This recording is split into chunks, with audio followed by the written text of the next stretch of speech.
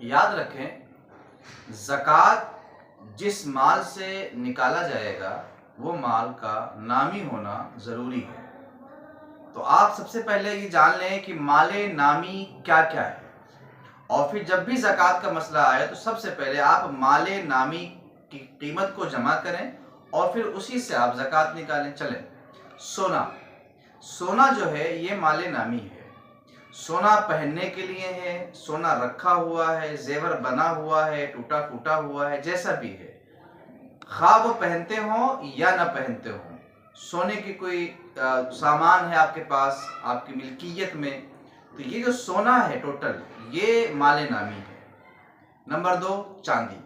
चांदी पहनने के लिए है या रखने के लिए, या कोई बर्तन है चांदी का, कोई शीशी और कोई इस तरह की चीज़ है जो चांदी की है, कोई डिबिया वगैरह चांदी की है, तो ये जो चांदी की चीज़ है ये भी माले नामी है। उसके बाद आपके पास पैसा है, खाह आपके पास कैश है, आपने बैंक में रख रखा है, किसी को कर्ज दे रखा है, तो ये जो सारा पैसा है आपके अपने मुल्क का है या बैरूने मुल्क का है, ये भी माले नामी में आएगा। माले तिजारत, आप जो भी चीज़ बेचते हैं, आपका जो काम है, मतलब आप चप्पल जूते बेचते हैं, आपकी दुकान है, आपका अपना है, तो जो उसमें माल है उसकी पूरी कीमत निकाली जाएगी। और कीमत भी कौन सी?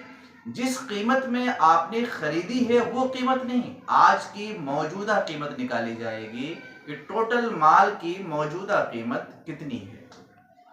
सोना, चांदी, पैसा और माले तिजारत, इन सब की कीमत आप निकाल के इकट्ठा कर दें। मिसाल के तौर पर चांदी का आप वजन करा लें और आज उसकी मौजूदा कीमत क्या है, लिया था आपने क्या कीमत थी, इससे गरज नहीं, सोना टोटल उसका वजन करा लें, मौजूदा कीमत क्या है।